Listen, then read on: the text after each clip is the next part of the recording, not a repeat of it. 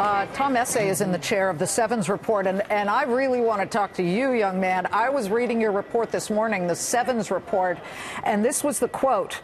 I expect a fairly quiet day, even as the spread between the 2 years and the 10 years had compressed overnight.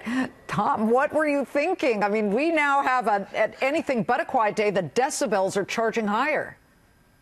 That's exactly right. And what I was referencing, though, is something that I haven't heard all the guests talking about. It was touched on for a second.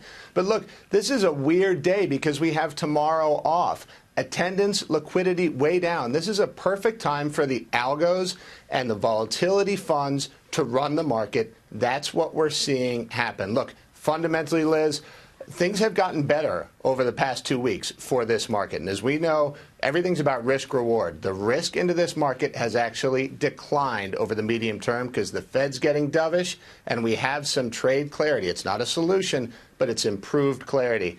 A lot of this, I think, is funds, high frequency guys. Underneath the surface, fundamentals have gotten better. It's important to remember. I don't see any clarity when it comes to the trade truce, at least, Mark Esposito, from the standpoint of all the administration members getting on the same page. I think they're working it out as we speak, but part of that nebulous messaging was what struck the markets this morning, I think. Over at Esposito Securities, are you making any moves? Are you buying anything? Things are a lot cheaper right now. Yeah, hi, Liz. I think this is a great buying opportunity in the short term. I think Tom's right. I think the market is robotic in nature, and the machines do run it. And so you're seeing an oversold market here that's probably not where it should be when we reopen on Thursday. I think you'll see, the market go up on Thursday. This is definitely way too much, being down 3 or 4%. There's just not enough fundamental news for that to take place today. Charlie, I think it's really important that the administration figures out a very clear message here. But part of the problem is the Chinese. We're not getting anything from them right now, and they have gone radio silent. So what does that mean for investors? I mean, you don't expect the Chinese to help us out of this market. I will say this, though, if anybody thinks that there's clarity in trade policy, they're crazy. That's one thing we don't know. There is no clarity in trade policy. You have essentially, think of it this way. And if you're an investor, forget about what's going to happen on Thursday, because that's one day. Down 800 for the Dow, down 804. I just wanted to let our viewers know that. The next couple of months and maybe the next year, what do you have to worry about if you're an investor? That we turn increasingly protectionist as the global economy weakens. There's a good chance the global economy is going to weaken. And there is a good chance we're going to turn protectionist. And why is that? Because Donald Trump actually believes in what Peter Navarro says, as opposed to what Larry Kudlow says. Will he? Can I guarantee he's going to slap lots of tariffs on Chinese goods and everybody else? I can't guarantee that. I'm just saying it is more than just something that, it should go in one ear and out the other, and let's be all hunky-dory because, this market is less risky because the Fed is not going to raise rates as much as they were in the past. One other thing to look at, Liz, is it possible that the Fed overestimated how strong the U.S. economy was when it was raising rates in the past? Yeah. They were late on that. And Phil, I want to get Phil Flynn's voice in here. The Fed was late on raising. They should have been doing this more than a year and a half ago, 2 years ago. Right. They dragged their feet. They were concerned. There's always going to be a headline, but now there are a lot of headlines. The Dow is heading, I would believe, there we are, session lows. Now we are going even lower. The Dow is down 811 points, and it is a very rough day for all major indices. Phil.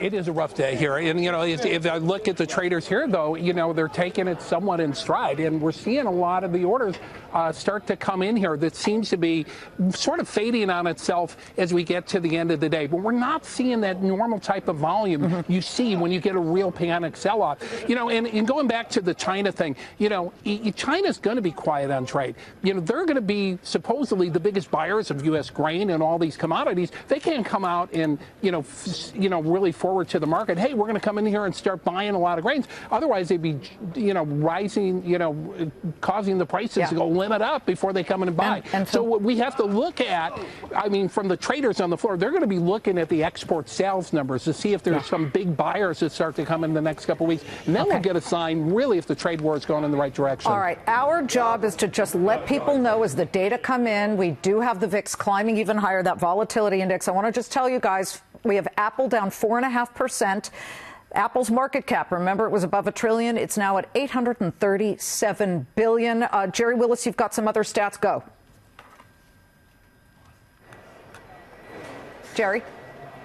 That's right. So, we are looking, of course, at the lows of the session here, but just popped back to 792, 794 on the Dow. We're looking at the stocks that led this market lower. We have financials. We have semiconductors.